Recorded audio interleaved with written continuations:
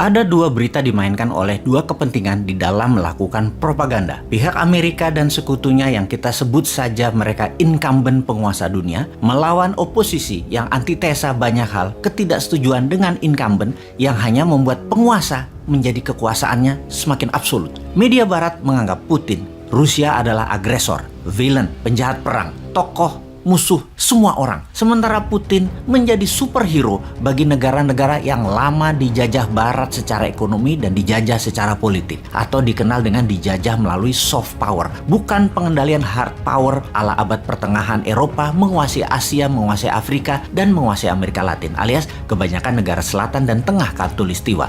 Sebelum melanjutkan, sangat disarankan sahabat mensubscribe channel Bosman Official satu lagi untuk memahami sejarah Soviet berdiri dan bubarnya Soviet, karena akan dijelaskan detail di sana. Para negara terjajah menganggap Putin adalah war hero dan pahlawan yang akan mengalahkan Thanos, Amerika dan sekutunya Thanos itu. Temannya Putin adalah Xi Jinping yang pandai memainkan posisinya dengan muka dengan seribu muka. Separuh kaki di barat, separuh kaki di utara, dan pastinya injek Afrika dan Asia Tenggara. Jadi dalam propaganda, Putin menggunakan kata-kata menyelamatkan Ukraina dan rakyatnya dari penjajahan Amerika dan sekutunya. Dalam propaganda barat, Putin adalah agresor yang haus kekuasaan dan haus darah seperti Hitler. Namun, kita yang jauh ribuan kilometer dari tempat bedil-bedilan konflik tersebut harus menjadikan hal ini pelajaran. Kita harus perdalam banyak hal agar paham lebih jauh lagi. Walau di tengah-tengah kekisruhan harga minyak goreng yang naik 100% dan langka, di tengah-tengah ingin nambah jabatan diperpanjang, kita harus kepala dingin belajar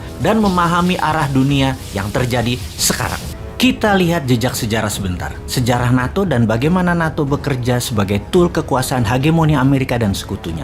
NATO, Organisasi Pertahanan Atlantik Utara, dibentuk pada tahun 1949 dengan tujuan utama mencegah ancaman ekspansi Soviet di Eropa setelah Perang Dunia Kedua. Setelah itu, Amerika memandangnya sebagai alat untuk mencegah kebangkitan tendensi nasionalisme di Eropa dan untuk mendorong integritas politik di benua tersebut. Pada intinya, organisasi ini berperan sebagai aliansi keamanan kolektif dengan tujuan memberikan pertahanan bersama melalui sarana militer dan politik jika negara anggotanya terancam oleh negara eksternal. Akibat kebuntuan konflik perbatasan antara Rusia dan Ukraina, Ukraina semakin berambisi bergabung dengan aliansi NATO ini. Namun bagi Rusia, gagasan itu merupakan garis merah. Ini alarm, tanda bahaya nyala. Di sisi lain, setelah hancurnya Soviet, ada sejumlah bekas anggotanya yang kemudian merapat ke NATO. Aliansi ini juga berisi belasan bekas anggota Pakta Warsawa dulu yang dibentuk untuk menandingi NATO. Pada bulan Maret 1999, 3 negara Eropa Timur bergabung dengan Pakta Pertahanan NATO, yaitu Polandia, Ceko, dan Hongaria. Ketiga negara ini dulunya adalah anggota Pakta Warsawa yang dikendalikan oleh Soviet. Tapi perluasan NATO tidak berhenti pada 3 negara itu saja. Di tahun 2004, 3 negara Baltik, Estonia, Latvia, Lituania juga masuk NATO. Sebelumnya, ketiga negara ini termasuk kawasan Uni Soviet. Ketika Soviet bubar, ketiga negara kecil ini langsung menyatakan kemerdekaannya. Masih ada 4 negara Eropa Timur lain yang bergabung dengan NATO di tahun 2004, yaitu Bulgaria, Rumania, Slovenia, dan Slovakia. Lalu di tahun 2009 ditambah lagi, Albania dan Kroasia juga memutuskan masuk NATO. Artinya hanya dalam kurun waktu 15 tahun ada 12 negara Eropa Timur yang dulu berada di bawah pengaruh Soviet akhirnya bergabung dengan Pakta Pertahanan Aliansi Barat NATO. Rusia gelisah.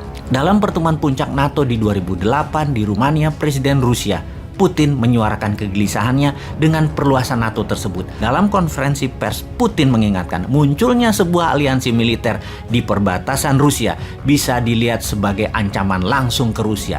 Ketika itu NATO sedang membahas kemungkinan masuk Georgia dan Ukraina, tapi sebagian besar anggota NATO menolak perluasan lebih jauh karena sadar akan ada pertentangan dari Rusia. Pendahulu Putin, Boris Yeltsin, juga dulu sudah mengingatkan bahwa perluasan NATO ke timur akan menjadi hal yang mengkhawatirkan bagi Rusia.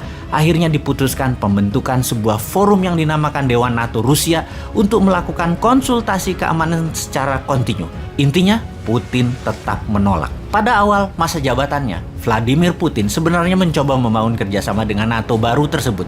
Namun lama-kelamaan Putin makin kecewa terhadap NATO, apalagi setelah aliansi militer itu di tahun 2004 menerima keanggotaan 3 negara Baltik. Kalangan politik dan sebagian besar warga Rusia sampai saat ini masih khawatir negaranya, Rusia, dikepung oleh Barat. Kalau dari sisi New Mind, maka dapat disimpulkan memang ada kesalahan besar dan pesan politik yang salah ketika NATO membahas kemungkinan masuknya Ukraina dan Georgia. Itu politik yang buruk. Sikap NATO ketika itu menambah kecurigaan Putin bahwa pihak Barat hanya ingin mendominasi dan mendikte Rusia. Inilah yang membuat krisis Ukraina saat ini makin rumit, karena bagi Rusia, Ukraina harus diambil alih.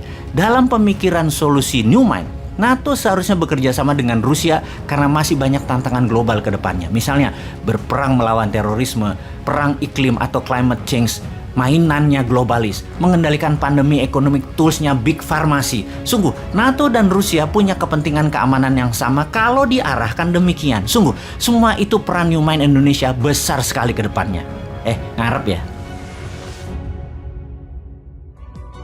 And together with our allies and partners, we will keep up the pressure on Putin's crumbling economy, isolating him on the global stage.